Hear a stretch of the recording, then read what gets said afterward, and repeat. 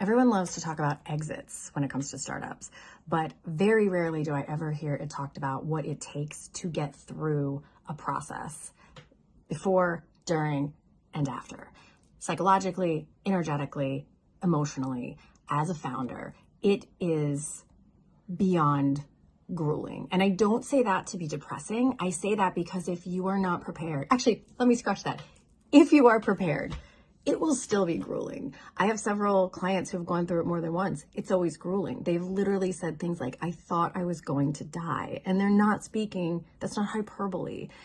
The things that happen in that time, the things that you have to navigate, the stresses that you have are so uniquely difficult and impossible and daunting and draining and isolating, because you often can't rely on some of the same support systems that you used to be able to rely on because of NDAs and because you can't talk about certain things with people that you are very used to relying on to talk things through with.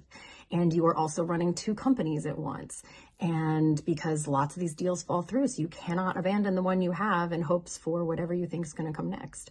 And there's also this thing, I used to think about it as like everyone involved in an organization during an acquisition, I used to say they go down a few levels of Maslow's hierarchy of needs because everything feels like a survival conversation all of a sudden. But it's more like it just brings out every trauma that you have, every wound you have, every unhealed psychological part of you is going to come out in your people a lot of times. Some of them handle it beautifully. I'm not saying everyone freaks out, but people who have been very stable suddenly become not their best. They get worried about things they wouldn't have worried about.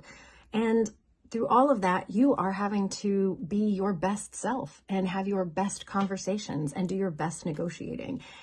And it is a lot. And I would like us to talk about that more.